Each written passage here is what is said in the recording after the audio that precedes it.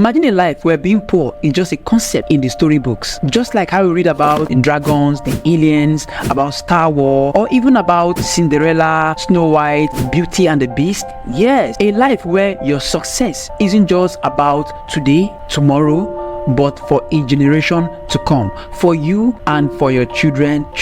Now you've seen the message loud and clear on our thumbnail. It's not just a catchy phrase. This is a promise of a future, a vision of generational wealth that goes beyond here and now. The Bill Gates, the Elon Musk, the Jeff Bezos, the Aliko Dangotes, the Henry Okooboh, the Henry Fords.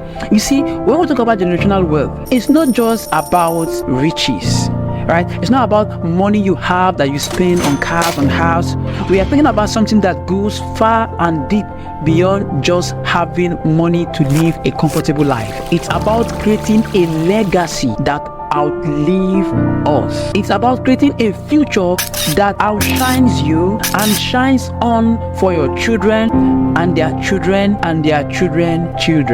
Now, contrary to what we were meant to believe, just for instance, when I was growing up, I was meant to believe that the rich people that oppress the poor and take away all that belong to the poor, and that is why the poor people are poor.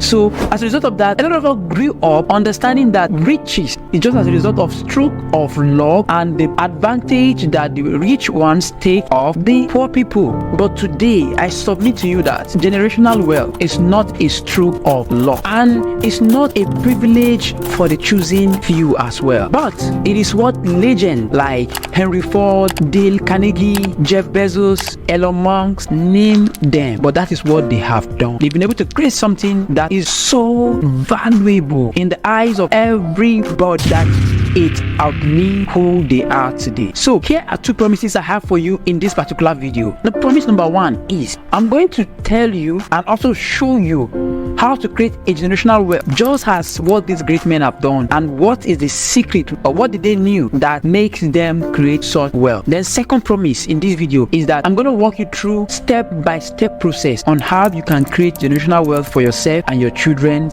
Now the key thing here is to remember that when it comes to generational wealth, you have the what and the how. The what is the things that they did, right? What and what they did that make them became wealthy, and they create a wealth that even outshines them and shines on their children.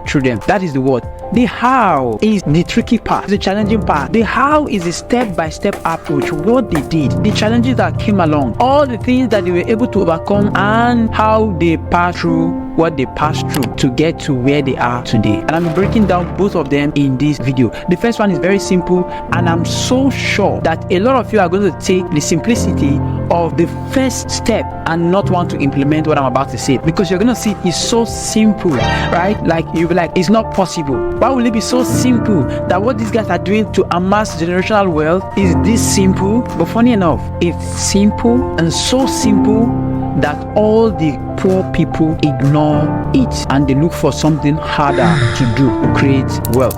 That is why we have people who are working too hard and they are making nothing, and the few who are working smartly and know about all that it takes to create wealth, they are creating wealth, not necessarily because they are working harder, but because they knew something that the poor don't know. Now here is it. Number one is this: the rich people, the wealthy people, what they did was they were able to do this particular thing. They were able to identify problem, a very significant problem that is affecting huge number of people. The key word here is large number of people. Then the final thing they did was they provide a solution to that particular problem, and that is the what. Like I said, the what is very simple. It's so plain, it's so easy, it looks so direct that it is so impossible for some of us to even believe that this is what they did, because some of us want to believe that, oh, they must have gone and dug a hole somewhere and they did the ritual and they sacrificed their mother and they sacrificed their father to become wealthy. It's not always the case. They identified a serious issue in their society, in their community, that is affecting a lot of people, and they create solution for that particular problem, and that made them so much wealth. Now the next question is how, because the natural question will be, how did they do it? What did they do? What are the steps? What are the things that they were able to do? And that is where I'm going to really walk you through most of the steps that these guys took. You know what, when I was doing this research, I was so blown away that it was so simple to see that these guys are able to see things things that the common man refuse to see.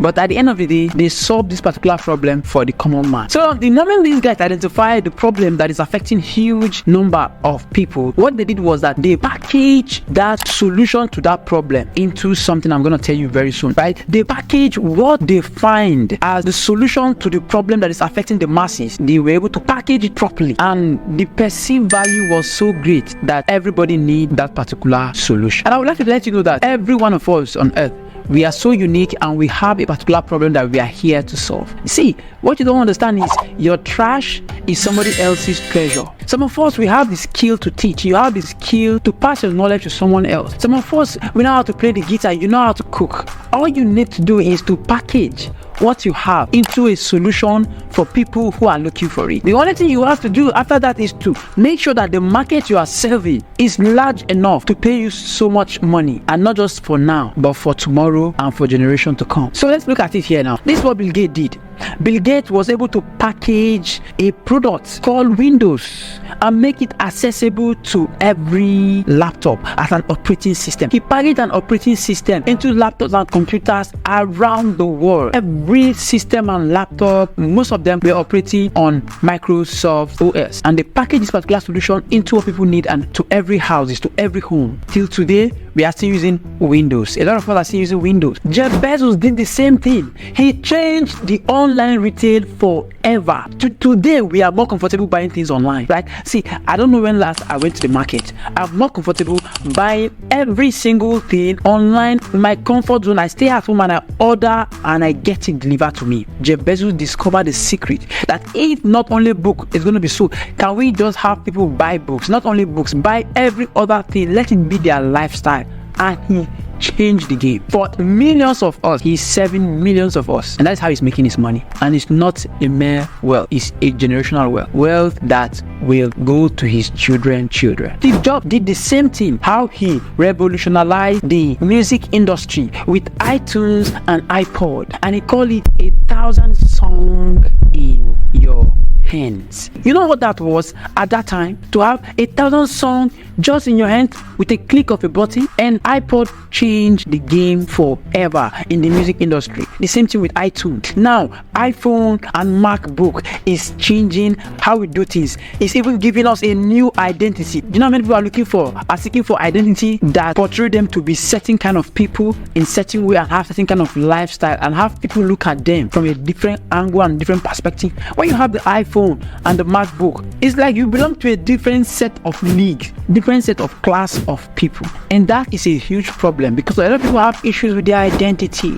They have issues from their background. Now iPhone solved that particular problem. You know what? All you need to do is to have an iPhone and have a MacBook, and everybody will respect you. People will look at you as somebody who is worth watching, somebody who is worth respecting, and it's working. I'm not saying that is what you should do.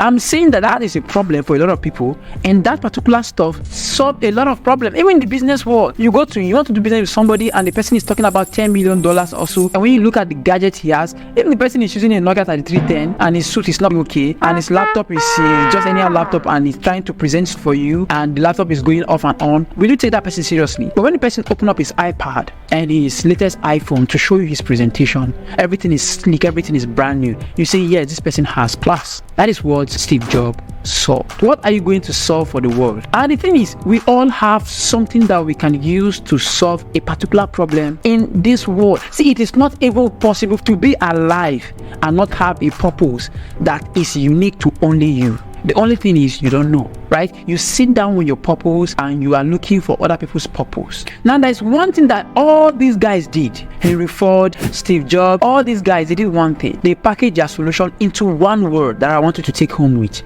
and it's called a product. They package all their solution into a product. And you know what? Everybody has a product in him. And today I'm going to be walking you through steps to creating products. Stay with me here, right? I'm going to be walking you through a simple approach model that will help you know if you even have a product inside of you, which I'm sure you have, and steps you need to take to be able to unleash the product in you and start to create a generational wealth for yourself, for your children. Allow me to walk you through a 5-step process that I use when it comes to creating creating a beautiful product. Not just beautiful product, but a product that serves value in its highest form and shape. Now, before I walk you through these particular steps, let me introduce you to a concept of product that changed my life forever.